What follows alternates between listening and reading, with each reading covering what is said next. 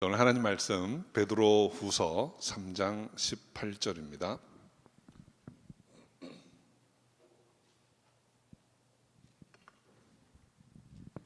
베드로후서 3장 18절 우리 합독하겠습니다.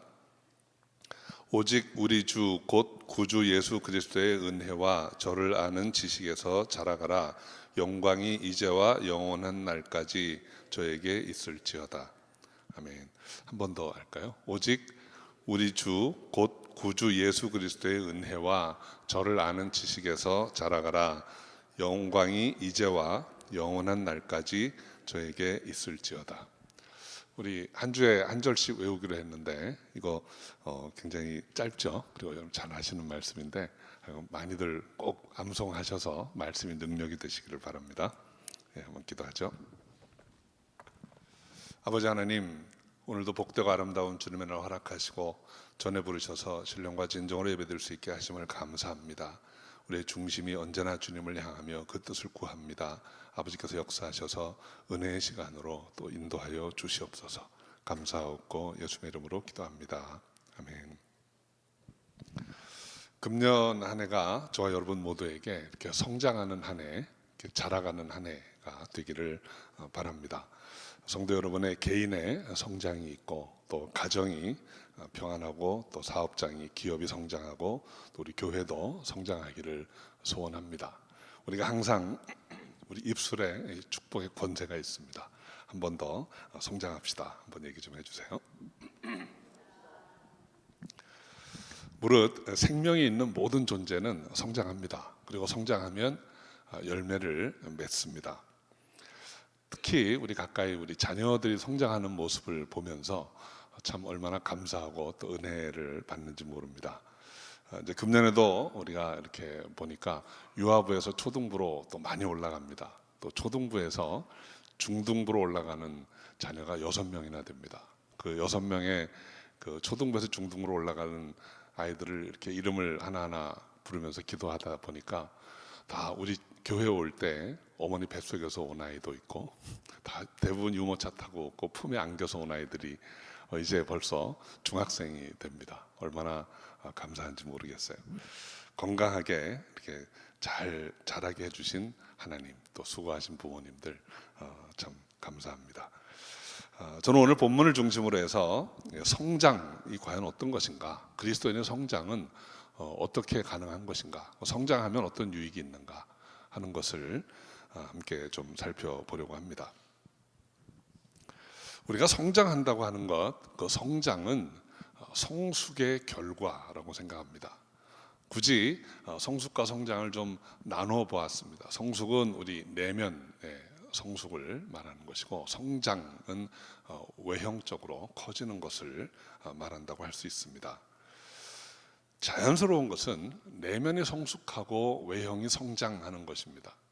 그런데 성숙하지 못하고 성장만 하게 되면 잘못되는 경우들이 간혹 있습니다. 예를 들면 체격은 큰데, 덩치는 큰데 아직 아이인 경우가 있습니다. 성경에서 이런 경우를 경고하는 말씀이 있습니다. 히브리서 6장 5장 후반부부터 6장 초반에 보면 너희가 믿음 안에서 장성해야 할 터인데 어떻게 아직까지도 어린아이와 같으냐라고 질문을 합니다. 이제는 좀 가르치는 사람, 이끄는 사람, 일하는 사람이 돼야 할 터인데 아직도 젖먹이처럼 행동하고 있구나라는 거죠.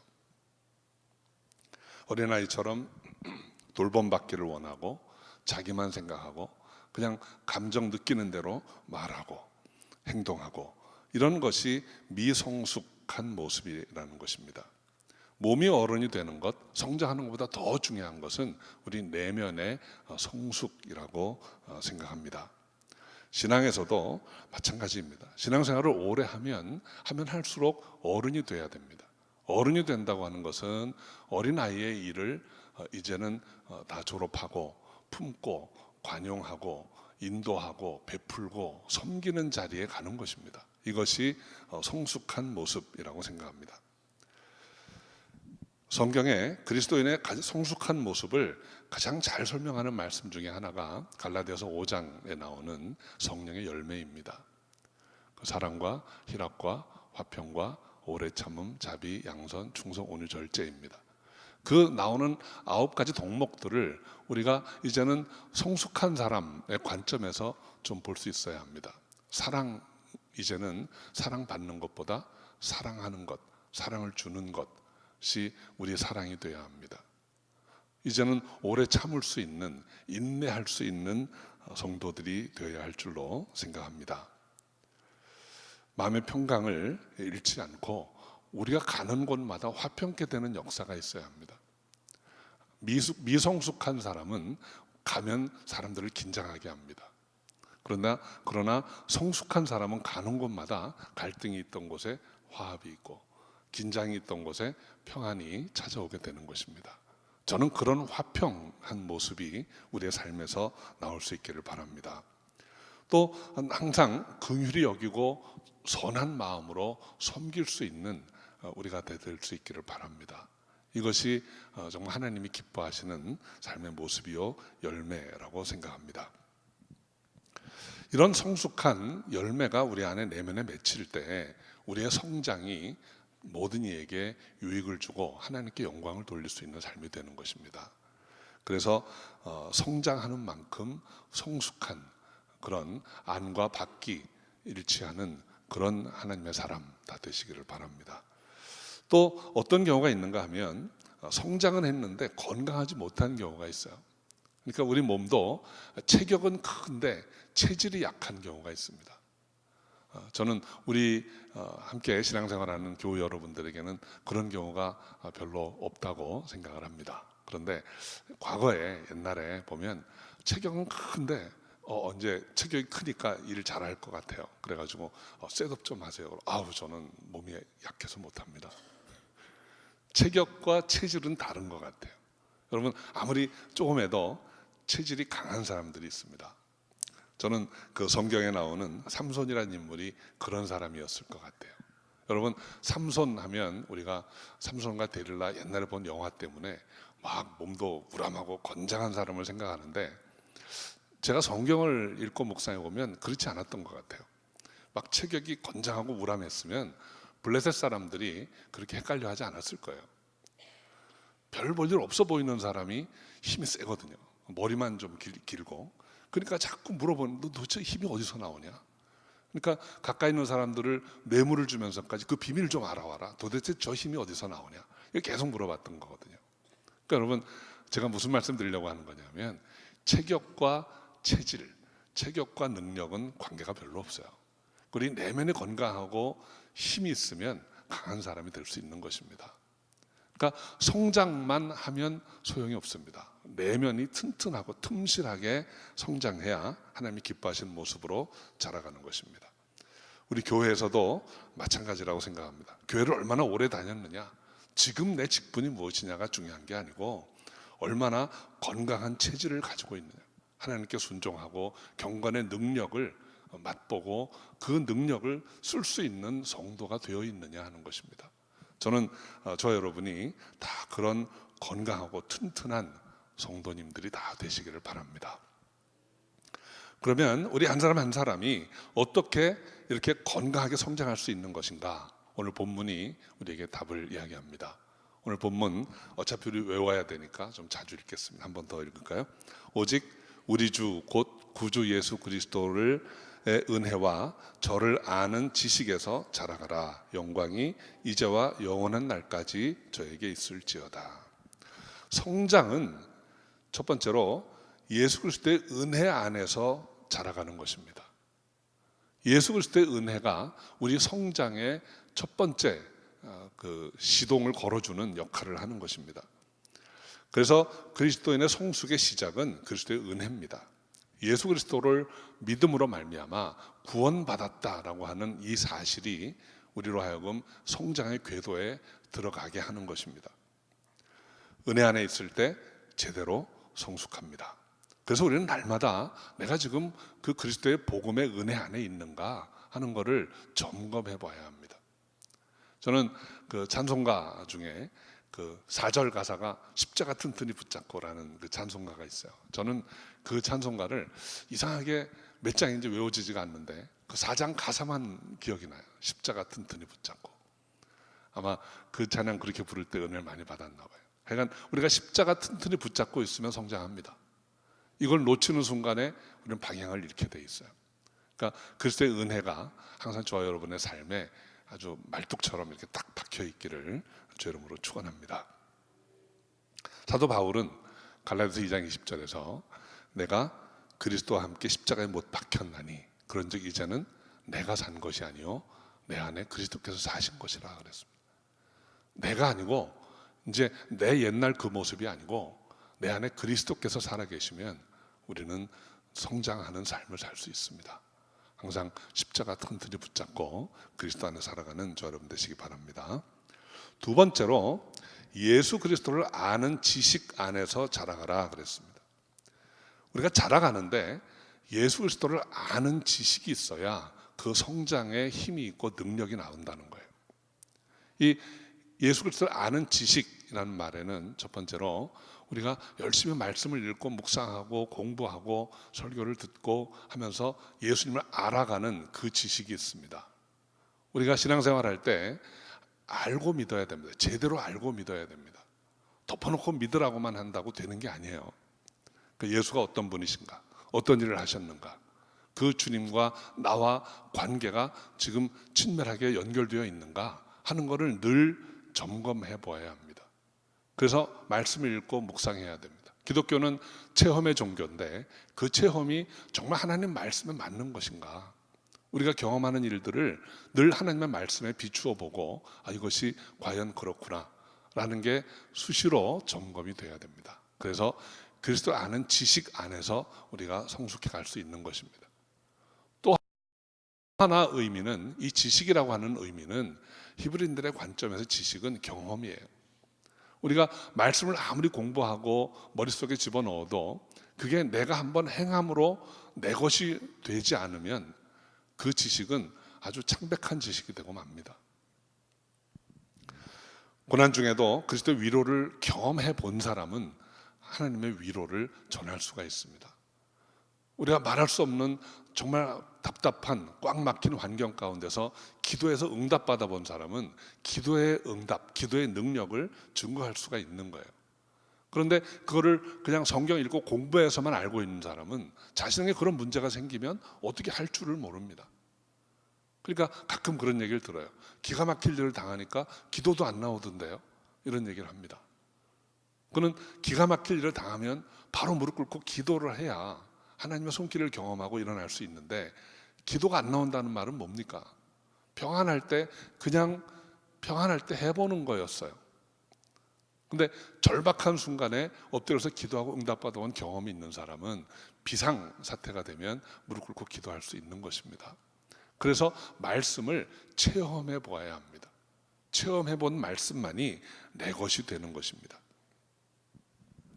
저는 성도 여러분들이 정말 이 말씀을 체험으로 알아서 승리하시기 바랍니다. 현대 교회의 문제 중에 하나가 지식화라 그래요. 지식화, intellectualization. 모든 것을 머릿속에 넣으려고 그래요. 여러분 제자 훈련 하면 제자 훈련 과정을 막 듣고 나면 제자가 됐다고 생각합니다. 그렇지 않습니다. 제자가 되는 길이 무엇인가를 공부했다면 이제는 그렇게 살아야 되는 거예요. 살 때 제자가 되는 거지 과정을 마쳤다고 제자가 되는 게 아닙니다. 우리가 자꾸 귀가 커진다고 그러잖아요. 들어서 다 알아요. 무슨 얘기하면 나 저거 아는 얘기야. 아는 얘기라서 어쨌다는 것입니까? 알면 그렇게 행해야 된다는 거예요. 그게 능력이 되는 것입니다. 그렇게 하는 사람이 그리스도를 아는 지식 안에서 자라가는 것입니다. 저는 우리 성도 여러분들이 그렇게 자라가시기를 바랍니다. 우리 금년에 우리 교회 여러 부분에서 좀 새롭게 하려고 하는 것들이 있어요. 이제는 정말 말씀대로 예수님의 뜻을 우리 삶 가운데 이루기 위해서 전도해야 됩니다. 믿지 않는 영혼들 하나님께로 인도해야 됩니다. 영혼을 불쌍히 여기는 마음이 우리에게 다 있기를 바랍니다. 또 양육 프로그램 중에도 우리가 이제 바나바 사역을 좀 하려고 합니다. 정말 교회 처음 찾아오신 분들을 바나바처럼 잘 인도해서 교회에 잘 적응할 수 있도록 이렇게 섬기는 그 사역도 우리가 해야 됩니다. 또 우리가 갈릴리 만남 통해서 기독교 신앙의 골격을 잡았다면 이제는 새롭게 하는 갈릴리의 반석, 이름도 아주 좋죠. 반석. 그 반석 위에 세워진 신앙처럼 말씀을 조금 더 깊이 공부해서 정말 성경이 무엇을 말하는가, 그래서 그 지식 안에서 우리가 좀 자라갈 수 있기를 바라요. 또 이제 금년부터는 가정교회마다 선교지 하나씩 다 이렇게 맡아가지고 부르짖고 기도하면서 선교의 일에 헌신하고 직접 나아가는 그런 한 해가 되기를 바랍니다. 이것이 은혜와 그리스도를 아는 지식 안에서 자라가는 길이라고 생각합니다. 그래서 금년 한 해가 정말 이 풍성한 은혜로 다 성숙하고 성장해가는 저 여러분 되시기를 주 이름으로 축원합니다. 그렇게 자라가면 결과는 무엇인가? 결과가 오늘 본문의 하반절에 나옵니다. 오늘 본문 다시 한번 읽겠습니다. 오직 우리 주 곧 구주 예수 그리스도의 은혜와 저를 아는 지식에서 자라가라. 영광이 이제와 영원한 날까지 저에게 있을지어다. 영광이 있다는 거예요. 영광의 자리에 서게 된다는 것입니다. 그런데 이제와 그날까지, 영원한 날까지. 중요한 것은 이제와 영원한, 이 두 가지가 있어요. 이제, 영원한 날. 영원한 날의 영광이 어떤 것인가? 그거는 제가 설명할 필요가 없습니다. 괜히 제가 잘못 설명하면 여러분 그날에 저를 막 뭐라 그럴 것 같아요. 구 목사님은 그렇게밖에 설명을 못했어. 이 영광을 아마 이렇게 하실 것 같아요. 근데 오늘날의 영광은 성경이 이야기하고 있습니다. 그 영광이 그날에만 누리는 게 아니고 이 땅에서 이제도 누릴 수 있다는 거예요. 근데 그 영광의 모습이 어떤 것일까? 제가 말씀 묵상하다가 오늘 설교를 준비하면서 한 말씀을 찾았습니다. 역대상 4장 10절에 보면 아주 유명한 야베스의 기도가 나옵니다. 그 야베스의 기도 내용을 읽어보면 오늘 우리가 누릴 수 있는 영광이라는 게 이런 것이겠구나 하는 것을 알 수 있습니다. 제가 읽어드리겠습니다. 원컨대 주께서 나에게 복에 복을 더하사 나의 지경을 넓히시고 주의 손으로 나를 도우사 나로 환난을 벗어나 근심이 없게 하소서. 이 기도가 응답받는 것이 우리가 누리게 될 영광스러운 삶의 모습이라고 믿습니다. 그리고 우리가 주 안에서 그 은혜와 주를 아는 지식 안에서 자라갈 때 이 영광에 이르게 된다는 거예요. 첫 번째로 나의 지경을 넓히시고, 지경이 넓어진다고 했습니다. 지경이 넓어진다고 하는 것은 관계가 다 회복되어 가는 거예요. 이 지경이라는 말 영역입니다. 내가 사람들과 만나고 내가 살고 활동하는 이 영역을 말합니다. 그런데 이 우리의 삶에서의 영역은 결국 내가 얼마나 많은 사람들과 교제하는가, 친교하는가 하는 것입니다. 이 지경이 날마다 넓혀져 간다는 거예요. 여러분, 우리가 믿음 안에서 자라지 못하면 교제 영역이 상당히 제한됩니다.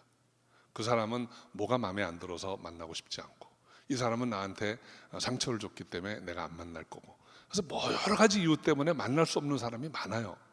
그럼 교제의 길이 다 끊겨 있는 거예요. 문이 막혀 있는 거예요. 그런데 주 안에서 성숙하게 되면, 그런 것을 다 뛰어넘게 되면 여러분 교제의 폭이 넓어집니다. 그게 내 영역이 넓어지는 거예요. 내가 갈 수 없는 곳이 없는 거예요. 이 발로 어디에나 갈 수 있는 거예요. 주님이 인도하시면.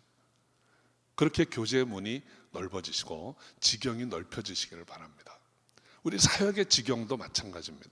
여러분, 이 세상에 우리가 섬기고 사역할 곳은 너무나도 많습니다. 중요한